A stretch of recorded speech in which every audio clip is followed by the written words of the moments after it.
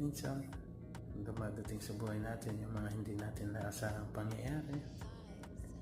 Merong mawawala at meron ding darating.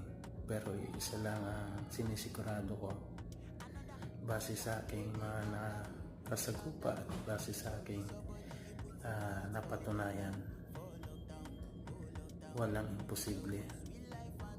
Nakasagupa man natin yung kalungkutan, paghihirap, pero kung tayo ay marunong mag-manage, sige lang, isipin lang natin, sabihin natin sa sarili natin, kaya natin ito, malalagpasan natin ito.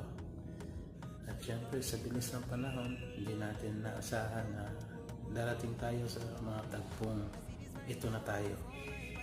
May pagmamalaki na natin kung ano yung mga